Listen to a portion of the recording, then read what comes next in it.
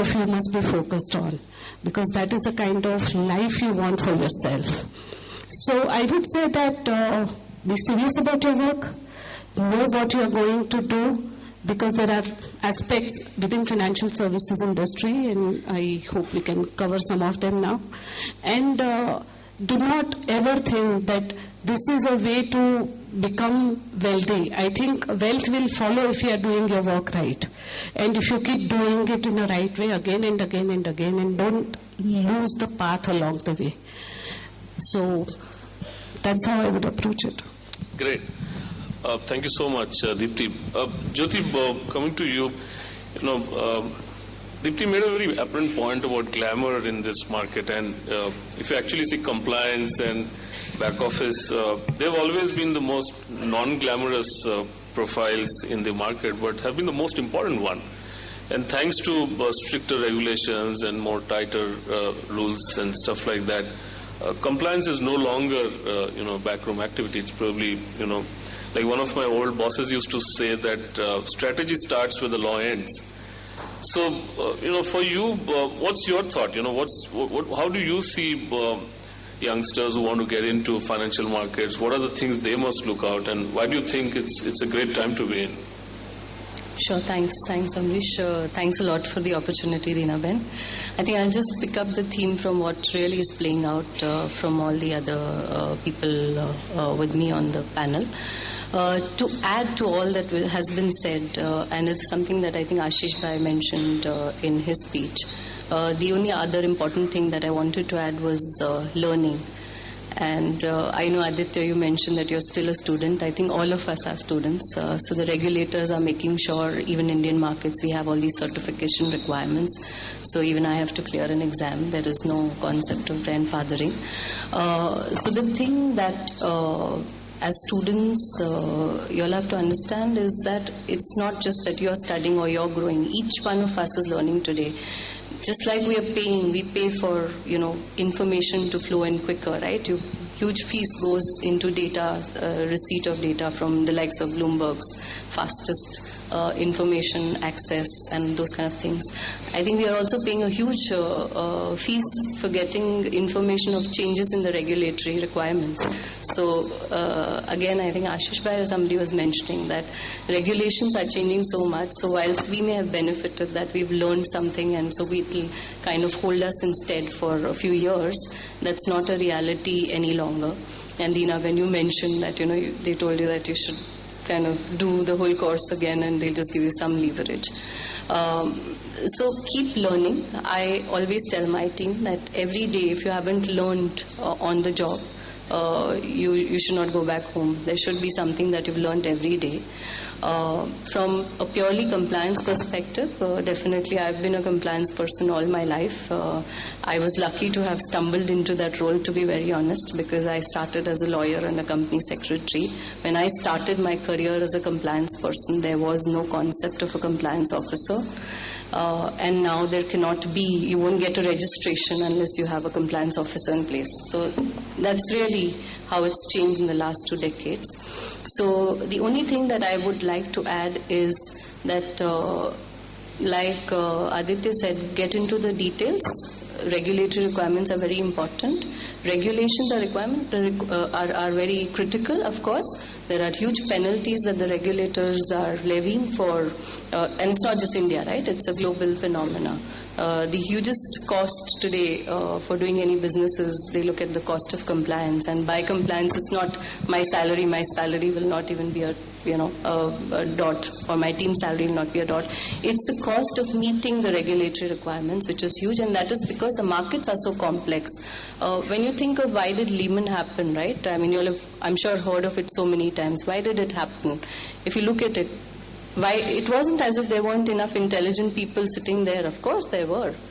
But it was just that it's such a complex market and there's so much information. Technology, the pace at which it's growing, there's no way you can keep a track of the changes. So how do you really meet it all? So many times what happens is that it is not an intentional mistake. The defaults or errors that happen may not be intentional. So ethics, of course, is very critical. You don't have a future in any market, not just the financial markets, if you don't have your heart at the right place. But at the same time, keep in touch, make sure you're learning, and make sure that you know all the information that you should know before you get to the next stage. Whichever function, it need not be compliance, it need not be front office, it could be operations, it could be finance. No function or no job is not critical. Every job is very critical. The whole machinery cannot operate if each and every function is not doing its piece. So that's the only additional piece that I want to add. So of course there may not be glamour, but each function is very critical. Sure. So thank you, Jyoti. And for all those guys who thought Madhuri Dixit used to work in investment banking, it's not true at all. But there's a lot of glamour otherwise which is still available. So I'm going to change track and probably dig a little deeper in terms of career. So, and let me put this to Navneet. So, Navneet, one of the things and the irony of financial market is that, the institute I run, I often talk to a call center executive and I ask them when they make calls for prospective courses, what do they hear? And one of the irony is that while the financial market as an industry is pretty large, fairly complex, has sub-constituents like investment banking, broking, mutual fund, insurance, the general perception among people is that it's actually a gambling den. And a lot of them don't believe that there is a career opportunity for them to work on. A lot of these thoughts are also formed by parents who actually take critical career decisions for the students who are probably here. For example, they fund their studies. They also encourage them to come. Do you think there's a way to break this? Do you think there's a need to build up more confidence among parents and others and tell them that, look, a job in a financial market is as popular as anything else. It has a career prospect like any other industry? Of course, I think it's changing. So if I look around, I think if I look into financial services, of course, I think if you look at the people by and large in the asset management, insurance and all, you would find, of course, they are from the top of the league, whether it's the IIT, IIM or whether the global Ivy League. So surely the industry attracts the best talent. However, the general perception about that, this is not the place, and because I'm told there are a lot of people from, not only from Mumbai, but outside some of the other places also. So there will be opportunities everywhere. We've just opened in last couple of months 10 crore new bank accounts as part of the Jan Dhan Yojana. And the penetration of financial services in India is so abysmally low that it can only go up, and it has to go up substantially. People are so vulnerable because 90% of the workforce is not in organized sector, and you don't have any kind of social security. So unless you start saving early, start saving in a very disciplined fashion, unless you are really growing your wealth in a high inflation economy, it makes you hugely vulnerable. And in the whole societal structure, as the country is changing, obviously that, you had a situation where people were in villages, you had land, and then, the generation after generation, the next generation is going to take care of you, which is kind of breaking. And that's why I think the importance of, regular financial planning, disciplined financial planning is going to go up. And that's why in all the places, I think that millions of people are, we have just opened, crores of bank accounts, but millions of those people will have to start investing, whether in a, whatever, whether it's a post office or a long-term deposit or maybe, at some stage in an asset management product, they will need insurance, they will need lots of other financial planning. So obviously, I think there are going to be a huge number of opportunities. And as the, mindset changes, obviously, I write a person of the year every year. And this year, my person of the year is Enlightened Young Indian, where I can clearly see the forces, the way this young India. So in 2014 general election, of course, it's a big mandate, but what we have forgotten, I think, is basically also reflecting the young India, which is really, I would say, the hunger for change in the young India. And it's reflecting not only in politics, but in business, society, the way the whole entrepreneurship wave is going around. I'm sure that will also, take large number of people into the financial services, where they can add, great value to the society apart from the economy. Sure. So Aditya, Navdeep talked about that societal impact in about 360 degree can really impact, and that can probably change the perception of where we are.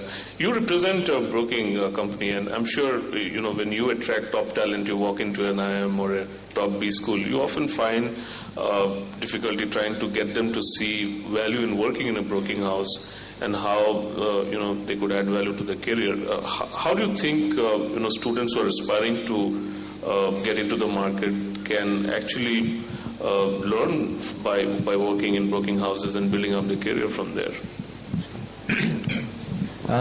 So a big part of being a broking house is distributing products. It could be stock markets, it could be mutual funds, it could be debt instruments, insurance, real estate, alternative investments, international investments. With a country so large, the person who is very good at distributing is going to be the kingmaker in the years to come. So I think if you work in a broking firm, you have access to all these asset classes, a lot of different customer types, and a lot of different geographies, which is difficult to do in fund management or in insurance or maybe in banking. So that is the pitch that we give, that if you want to learn multiple asset classes, multiple client types, institutions, retail, HNI, and multiple geographies, then it's a good place to come. Unfortunately, the question is usually not why broking versus why not insurance. The question is your brand known, and are you paying me 2 times what my fees were?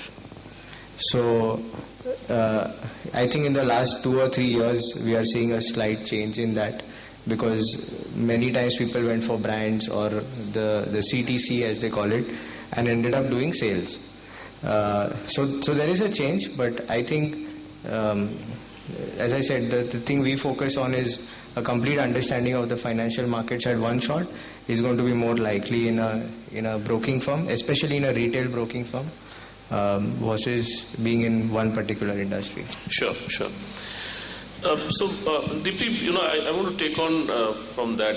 I also remember in Dina Ben's speech, she referred how everyone wants to become a research analyst, and if you actually see from a student perspective, a lot of them usually decide their career choices by reading newspapers and actually listening to only the good stories. So, you also spoke about how they think that it's a very easy job, you get to travel, have lots of fun, but then kind of very conveniently miss that there's a lot of hard work which goes in. Now, for someone who basically beginning their career, how are you going to encourage them to stop looking at things like cost to companies, things like job profile, and look beyond that and see why a career in financial market must begin by learning first in the market and then building up from there on? Well, I would say this is one industry which allows you to move from place to place. So if you went into manufacturing company, let us say, and your core competence is, say, purchase, then I don't know how many people in purchase department can move on to marketing or to production, etc. But in financial services, particularly if you are in a firm which does multiple activities within financial services, there's tremendous scope to move. But at the same time, I must caution that you have to be aware that what work you start with will be the work that firm will expect you to deliver on, maybe 24/7. So you will spend long hours, you will spend a lot of work time for delivering what is asked of you. But you will also have opportunity to learn something more. So for example, if you are in research, we started with research, and let's say you are in the research for broking companies' clients. So what are the stocks to pick? Because research also has end objective. So as Dina mentioned in her speech, research could be technical, could be fundamental, could be sectoral, but at the same time, it can also be differentiated by what's the end objective. So are you advising a trading clientele?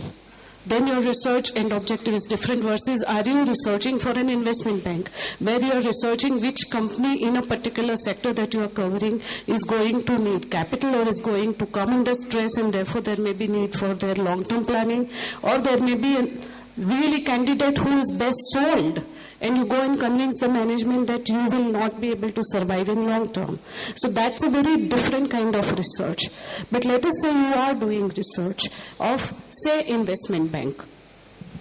And that is when you are taking a more longer term view of a company. So this company in this sector is performing well or mediocre or not at all. You can take IT sector for simple understanding. There's all kinds of companies and there's so much consolidation happening. So there you are not going to see a particular stock is going to go up 20% tomorrow. You are not going to see in 1 year it will grow or drop so much. You are going to see this company can survive or not. This company has to add products or not. This company has to add regions, de-risk, all kinds of, those are the management kind of analysis you are going to do rather than the stock analysis. While you are doing that, and as a fresh entrant, a youngster, you are going to pretty much do what your seniors will tell you. Ye analysis kar lo, ye model bana lo, ye valuation kar lo, check out the internet and look at the comparables and stuff like that. You have to do all that, but at the same time be aware that I want to know what my work is going to be used for. And how it is going to be used, and who is going to use it, what is he going to do with it. He went for a meeting with this work. When he comes back, I should be inquisitive enough to go and ask him, how did this go? Was my product useful? Should I have done something more? Did you need something more? What is the next step? That is what will take you to next level of understanding, and that is what will possibly make you the salesperson or the coverage person, as it is called in investment banking.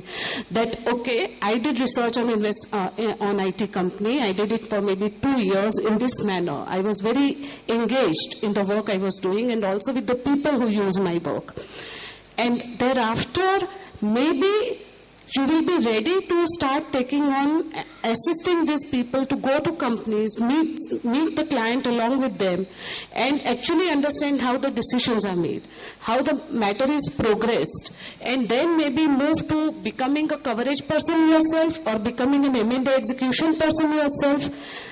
So I see sky is the limit. Or you could completely move to the broking side and say, hey, I understand IT industry very well. I will do the IT research for stock trading.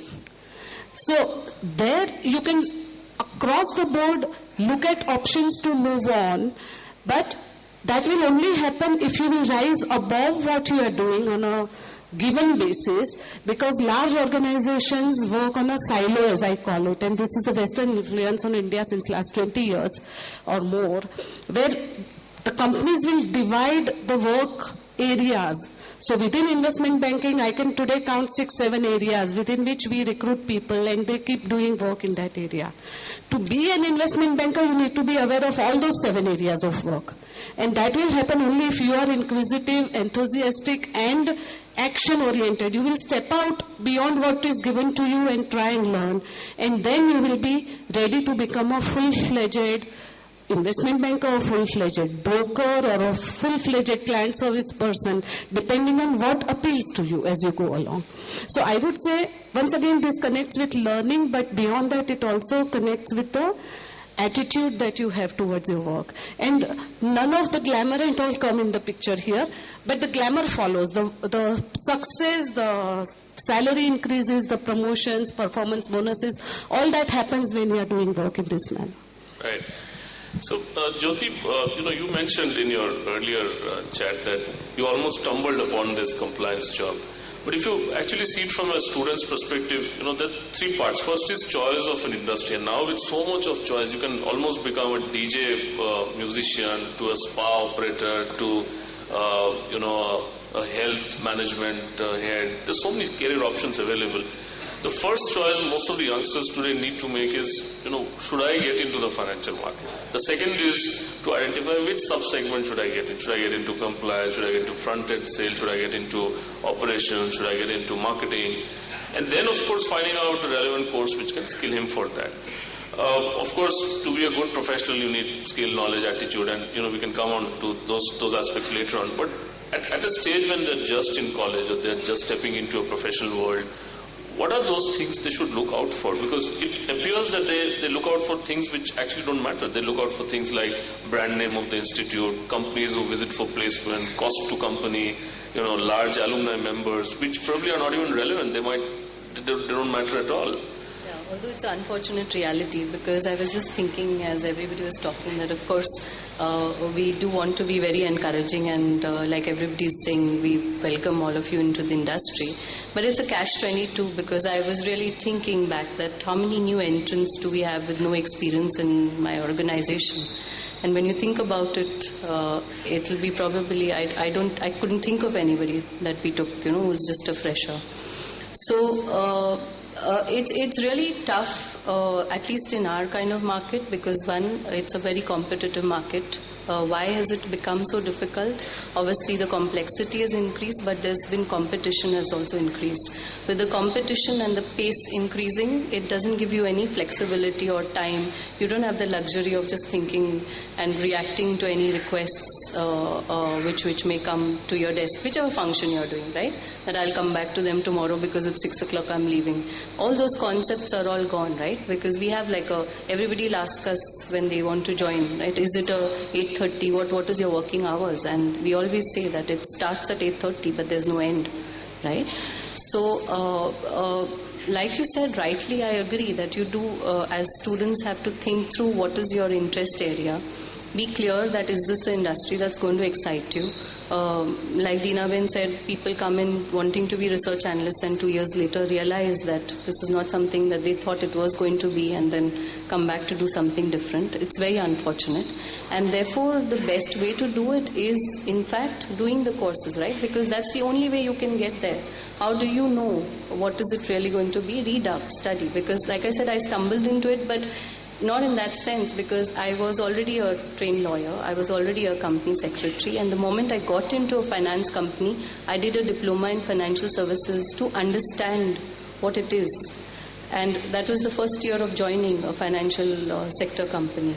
I had the luxury, because that was 20 years back, right, that I could get that opportunity. Today, I don't know it. Hand to heart, I would really think if I'd hire a person with no experience. We don't have that luxury, because you're not going to be allowed to take people and train them to do the job. You need the job done right now.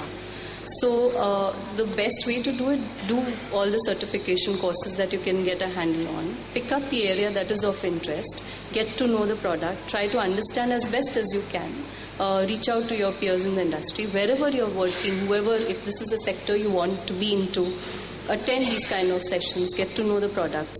And again, like Aditya mentioned, right, you need to know the product. And sales is probably the best place to be in, because even if you are put against a person who's a 20-year-old investor and you're 21, he'll ask you questions day one. First day itself, you'll be in a spot. You won't know the answers to. Everybody thinks that they have all the questions and better, they're smarter than the other person. So probably that's the best way to go about doing that. Sure, thank you. So I'm going to... Sorry, I hope I have not put to dampen. Oh, no, absolutely not. So I'm going to go ahead straight to Aditya. Aditya, you mentioned about sales skills, and I understand that how critical sales skills have become. Unfortunately, selling as a skill has often been viewed as a silo. Apparently, selling was only meant for salesmen and for a little bit for marketing guys, and everyone else was supposed to be a non-sales guy.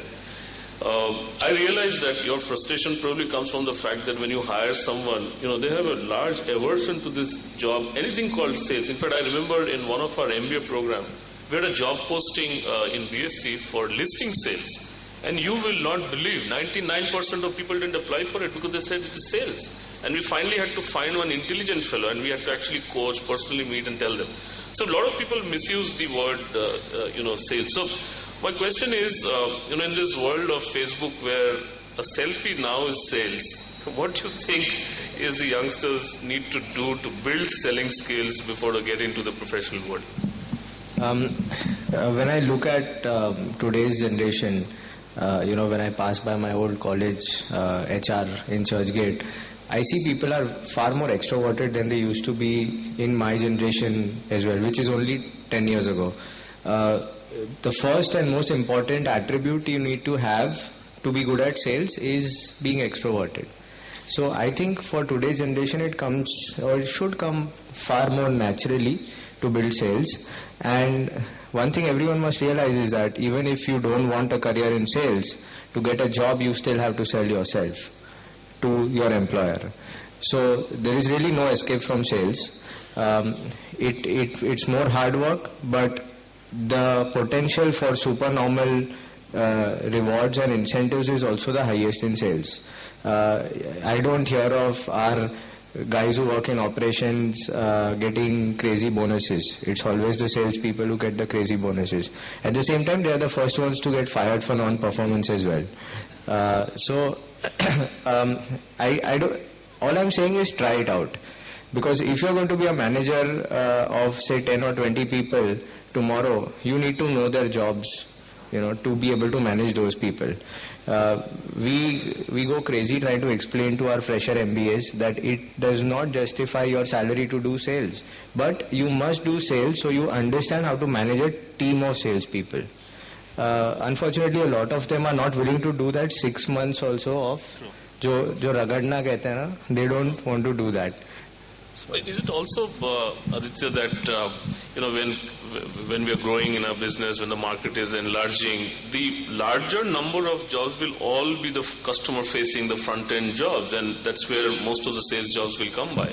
So isn't it true that, as the total employment numbers go up in the market, those are the real jobs which will up for available, and they should probably get skilled to take them. Absolutely, and I don't think there's anything big or small or good or bad about sales. It's if you get a kick out of selling, then it's your job. I mean, I have so many stories where I took a taxi from here to the airport and I convinced the taxi driver to do 100 rupee SIP. Okay, right. It doesn't really earn income for me, but I get a kick out of convincing someone. Absolutely. And end of the day, I've helped that person invest some of his money for his future. So it is going to be much more necessary. The sooner you realize it, the better it is for your career. Right. Yeah. If I can add to that, I think the aversion to sales, so to say, is also partly because of the fear of failure. And that is not so much only limited to sales, though that being the front client-facing job will immediately get thought of. Because, for example, if you are doing a regulatory work and you have to get your clearances from regulator, so there are a lot of people I know who are in front office, they can face the client, but I tell them you have to go to regulator and get this particular piece cleared because you have to justify and defend your hypothesis in the document. Then they say, no, please, will you come with me? Or why don't I tell you everything and you go and talk to regulator? So that is their fear of failure, that I will not be able to convince a regulator. So if you know your product, and if you are passionate about it, then you will be able to convince whoever is in front of you about what work you have done.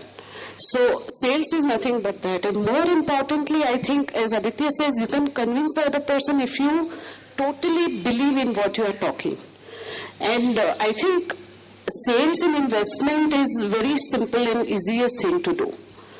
So, because it touches everybody, right? Every small person will also want to know how to make little more money on his savings. So you can go and talk to him about it. Right. So, I have time for 2 more questions before I throw it open to the audience. But, I want to ask Navneet. Navneet, it said that had Thomas Edison gone to a business school, he would have made larger candles. Do you believe a good business school education spoils, market expertise? And strangely, I think none of you have gone to a business school, and Aditya is almost halfway through. Or have you finished from halfway? Yeah, so he's halfway to London Business School. So is that true? Do you agree with that? So, when we are hiring, of course, we are looking for some of those qualifications, an MBA or a CA, and all, of course. But over a period of time, I think it's the on-the-job learning that really makes a difference. And as Dinaben said earlier, read more. I would say, just remember these 2 words always in life: read more, meet more. in financial services, I think that networking is important, and also your constant learning is important. So I did CA in 93, I did CFA in 2005, then I did CIE in 2008, then I did FRM in 2009 at the age of like 40 with kids and a work which has always been very stressful. A lot of people used to say that being in market for 20 years, why do you have to probably write these exams? But it just puts you, it kind of refreshes your probably understanding, knowledge, and also kind of puts some kind of pressure on yourself to devote certain time to learning. So that's very, very critical, I think. So of course you need to have that, because we are living in a market which is highly competitive. If you write to an asset manager that I think I have all the ingredients in place, I have an analytical ability, I have the right attitude, whatever Buffett has listed, the qualities that a great investor should have, I have, would you hire me as an analyst? I'm not very sure about that. So that gives an entry point, but beyond that point, I think constant learning is very important. Sure. Jyoti, I promised I'm going to ask you this, but I want to tell, I want you to tell all the students that ethics and ethics in business has been extremely important. In fact, Aditya also mentioned in his initial remarks that ethical selling is extremely important. How do you teach ethics? And primarily when you have a scenario where what we teach in college is hardly relevant in industry, and what industry wants is not even taught in colleges. How do you involve subjects like ethics, honesty, and stuff like that in a course curriculum? How do you encourage people to be ethical before they walk in to work with you? So the basic rule which has to be followed is, obviously there is no easy money and there is no quick returns. That's not a reality, right? So similarly in a job as well, I think one should be very clear that don't expect rewards to come up as soon as you join the job, 3 months, 6 months. And of course we were also saying that you can move if you don't like it, but the reality also is that I think there was a study that was done in this book called Outliers, which said something to the effect that after you spend about 10,000 hours on a particular task, you'll be an expert on that, which effectively means something like a decade, yeah. Right? At least. So every time you're jumping a job, you're probably losing that advantage, that what you've learned. So of course, please think before you decide what you want to do. So if you're saying sales seems to be like a good starting point, doesn't mean that you start with sales. It should be something that excites you. And then more to your point on how do you teach compliance, again, it's actually just ethics. So what I always have said is that ask yourself, right, the question that if I'm doing something and a question comes to my mind saying that does this seem right to me, and you feel not so sure about it, don't do it. That's how simple it is. Compliance officer's job is not complicated to that extent, because everybody is a compliance officer.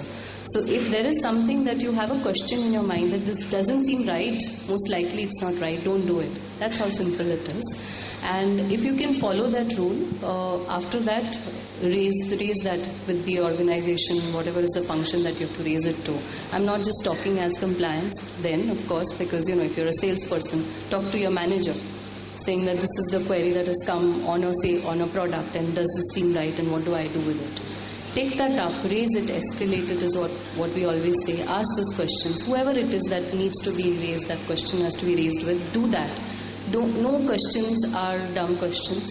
You've heard that enough times, I'm sure, So please ask those questions and do your diligence before you proceed. That's just those 4 basic rules for compliance. So, we're going to throw open... The same thing I think everybody has mentioned, but it's very close to my heart. And I think the importance of ethics, because I think in this generation, because everybody wants to, whatever, get rich or get successful very quickly. And then that's why I think in our industry, particularly in financial services, where the line between ethical and unethical, the line between what is right and wrong is very thin, because a lot of business actually gets done taking advantage of some of those arbitrage which are available. But it's very important, because I think we are going to spend 40, 50 years, the way average age is going, most likely if you are in 20s today, there is a high likelihood you are going to work for next 50 years. And that's why building that, a career which is on a very solid foundation of integrity and ethics is very, very critical. I think this is my favorite line. If you have integrity, nothing else matters. If you don't have integrity, nothing else matters. So that's the most important thing. I think more than learning, more than your network, more than your knowledge, I think hard work, passion, everything is important. But the number one thing that I think everybody must focus in life is integrity and ethical practice. Great. Thank you. Thank you, Navneet. So we're going to throw open the floor for questions. So I'll request whoever would want to ask a question to stand up, raise their hand, speak loudly, introduce yourself, indicate which college you represent. If you want to specifically ask any of the panelists, then please do so. We have volunteers who can help you with mics. So if you actually stand up and raise your hand, a mic will reach you as well.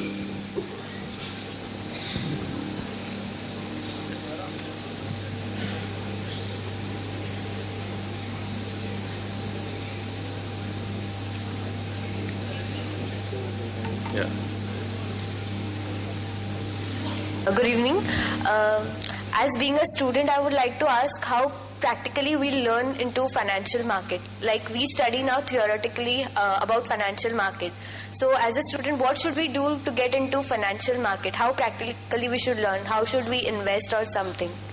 Sure. So, Dipti, do you want to take this theory versus practical? How do you balance both? Sure, depends on. It depends on what you're really going to want to train on. Like if you want to try investing, then there are a lot of websites only where you create mock portfolio and just see how your judgments go and all. But if you wanted to learn about something like, say, regulatory requirements around broking, then there is no other choice except to actually read up the requirements. So SEBI site is quite rich. You can just go to separate sections. Even stock exchange sites are very rich. So you read those, and maybe if you have class interactive situations, or if you have internships, or if you have visits to broking offices or stock exchanges, ask those questions. And as Jyoti mentioned, no question is dumb. Particularly when a student asks, we are all very happy to explain in great details. So everybody will react in the same way. They will explain. They will be happy to help. So there are a few things which you can do yourself. A few things you have to read up. And try and get those meetings. As a student, most times I feel that there is a hesitation to go out and ask. So use platforms like this institute at Bombay Stock Exchange, or the companies which are more willing to, give time, and work through your faculties. They can maybe arrange group visits, etc. That is how you will get the practical. And when you join a company, nobody expects you to be an expert. So they will give you training on the job as well. Thank you so much. Right. Yeah, sorry. Aditya wants to add 10 seconds. Just one point. Way too many people your age don't read a newspaper regularly. And I don't mean Mumbai Mirror, okay? Yeah. I mean a proper... Okay. We can take a quick poll. How many of you read a business newspaper every day? Almost. Yeah, actually that's not too good either. Okay, so let me ask the other way. How many of you log into Facebook every day?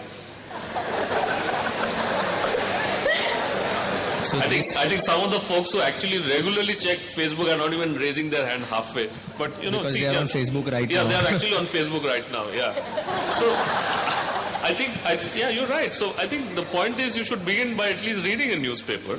And like Dipti said, if you go actually to the BSE Stock Exchange website, one of the largest, lot of repository, go to SEBI's website, a lot of data. Actually, there's a lot of free information available. It's that no one really takes the efforts to access. So let's move on to the next question. Yeah, someone from the back had raised his hand the first. Yeah, can you reach a mic to him?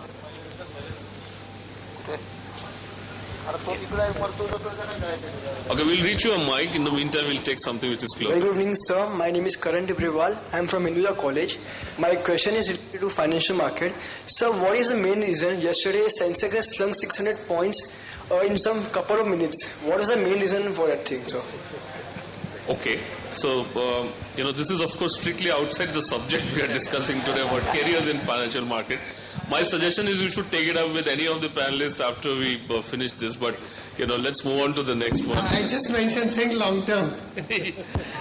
Yeah, so these. I hope you heard when Dina Ben was talking in her speech. She said, financial markets have a lot of excitement. So these are more exciting than a Hollywood or a Bollywood potboiler. So you will have some of these twists and turns every morning.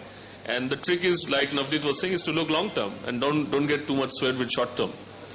Right. I think the gentleman now has a mic, so yeah. My question is to Jyoti ma'am. Ma'am, even I am pursuing my CS degree and I have completed my graduation in financial markets. So what financial market recruiters want is a degree in finance and some experience along with it, or the thing which we have been discussing from last 40 minutes is the first point what comes is integrity and ethics. And the base of integrity and ethics is knowing rules and regulations. So along with financial markets, the personals who have some regulation knowledge, for example, I am pursuing my LLB degree, which is a fact. So will I be more preferred when I complete my CS degree, LLB and financial markets, or my friends who have completed my graduation and have some 6 to 8 months experience? What would be more preferable? So thanks for your question. I think largely it'll of course depend on what is the role you're looking for, because to be very honest, if it's a front office kind of role where you need to have client interaction, you need to understand the product, there is a sales kind of role engagement, definitely there needs to be more hands-on experience before anybody will take you for that opportunity. But if it was for something in a control function like a compliance or operations or that kind of function, the certifications definitely will be a prerequisite and they would really help you to get to the next level, because that shows that you have actually learned more than what really that course was giving, which was specialized in that area. So if the certifications that you're doing are in line with or are what is required to get that's required for that job, it would definitely help you better. I hope I answered your question. Yeah, sure. Thank you so much, ma'am. Thank you. Yeah.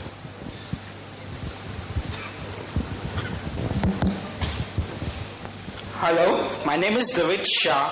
I just want to know what's the difference between a professional trader and a sub-broker. Okay. Aditya, for you?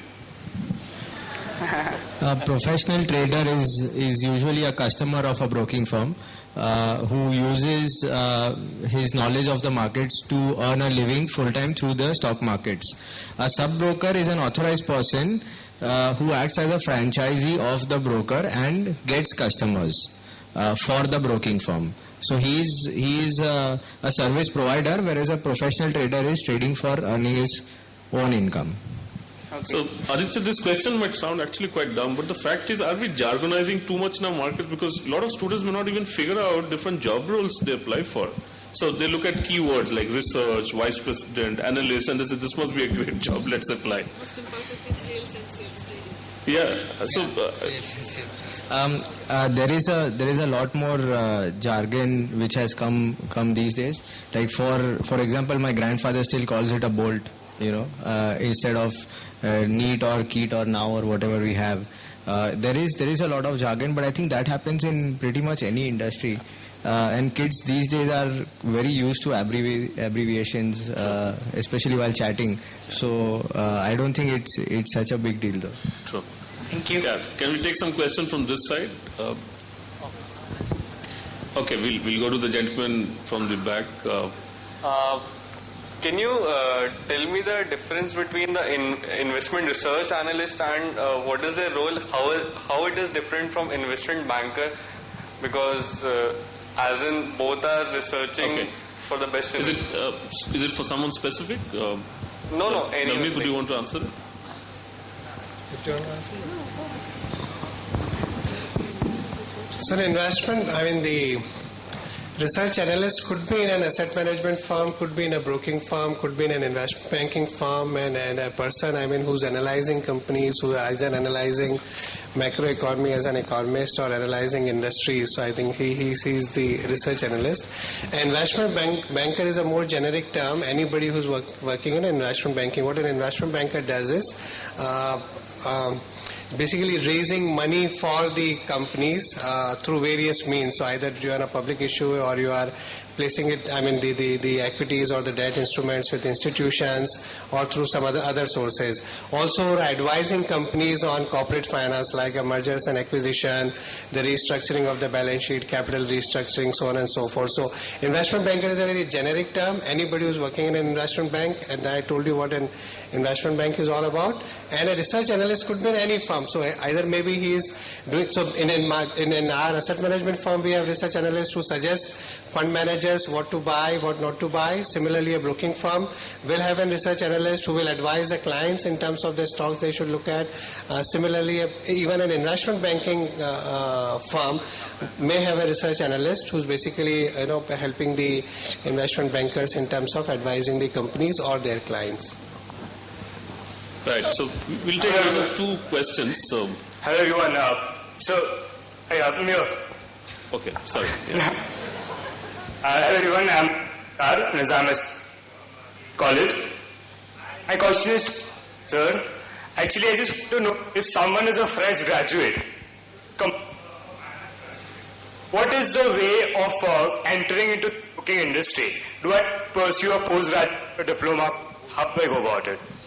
To put it very simply, if you've just finished your bachelor's, work for 2 years, okay, work in sales, client acquisition, dealing, whatever it be, with a franchise, with a broking branch, with a head office, then do an MBA, and then try to apply for a more substantial position in a broking firm. I've probably recruited over 1,000 people in the last 3 to 4 years that I've been part of it.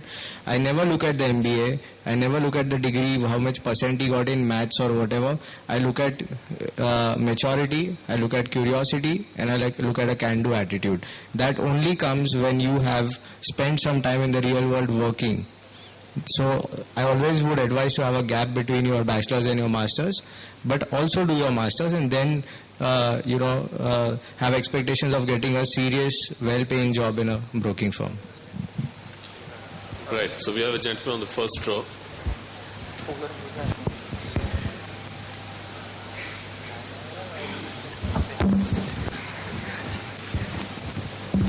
Good evening all.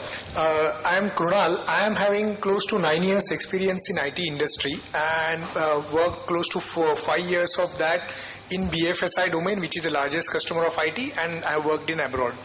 I understand the program is pretty much for the aspiring grads who are entering into industry. What I am looking for is, it happens especially in Indian education system, the options are very much channelized. Either you go pursue science, the merit holders or the higher percentages, the second batch goes to commerce or so on and so forth. But what about like the interest which I discovered later? Like personally, if I am taking my example, after getting my first salary, the real first finance kicked into my mind. I am an engineering grad, by the way. Basically lateral movements. Yeah. So having some experience of that domain, not directly but in IT, or reading a lot, meeting a lot of people in that domain, how would the industry welcome such folks who are coming with some background, not academically, but having real world experience? What attributes to be gathered on that? Any certifications or so, or what? So Deepti, how does so his basic question is, how does one make a transition from a line job to a finance job midway through a career? Is it a path to acquire certification? Quite possible. Depends on what specialization one has. But in investment banking, there are plenty of examples where people with industry focus or industry experience have moved into research, client coverage kind of work. Obviously, they have to be a lot more motivated and keen to learn the technicalities of the business that they are moving to. But on the research side and client coverage side, you do have options to move. At the same time, I must say that while we are talking about degrees, MBAs and all that, in investment banking, we quite like people who have technical background. We also look at people with liberal arts background. Though in India there are not too many such trainings. But we do look at people because we believe that makes a good mix of team within the firm to look at various things in a more holistic manner and not just a pure academically financial manner. Sure. If I can add, actually it's just the evolution of the industry. If I look at US, we'll find several people who have started their career in academics. After 10 or 20 years, they would decide to set up a hedge fund because they have found something. They think there is some way of making money which probably the Wall Street doesn't know. Similarly, there are people who start as an analyst, a fund manager, they go and pursue some different kind of career, which is a very normal thing. And also I think it gels with the whole society where an innovation, where a different thinking is actually appreciated. I think as we grow, obviously those things will open up.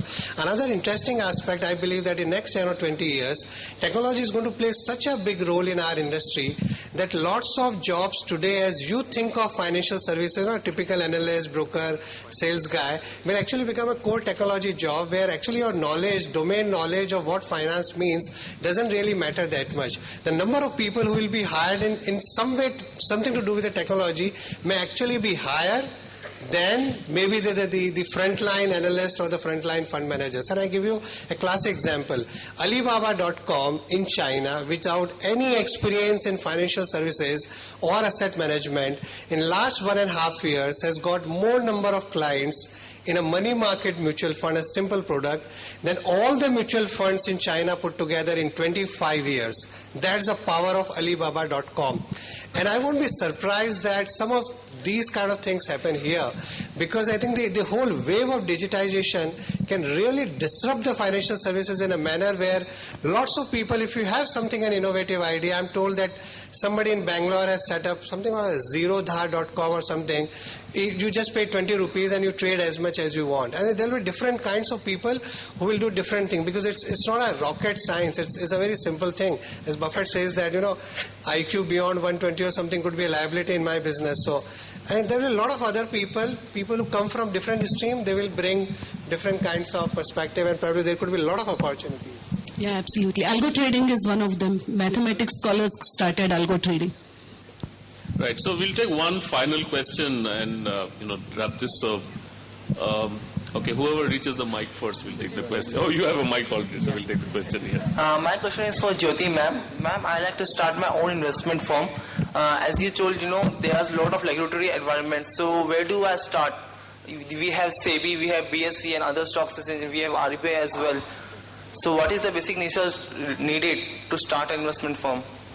No, so sorry, you want to start an investment firm in terms of dealing in guilds, offering broking services or making your own investments? No, not making my own investment, but offering services like guild funds, index funds, as well as SPIs.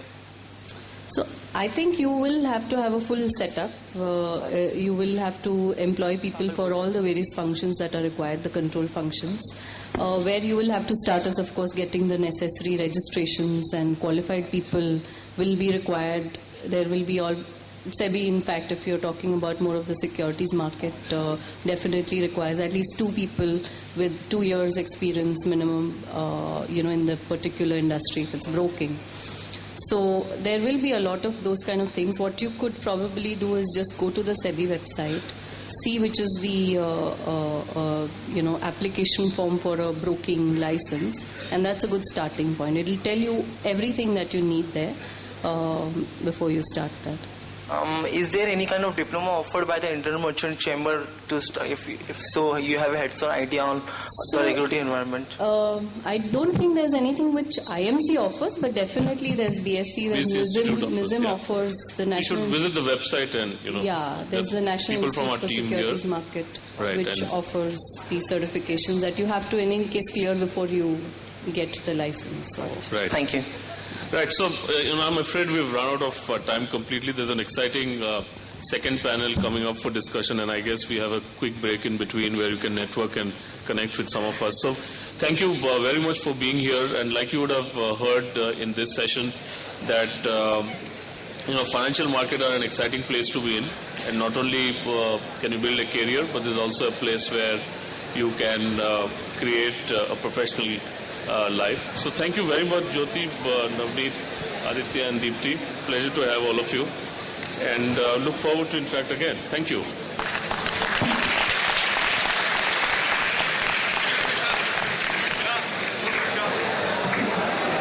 Hello.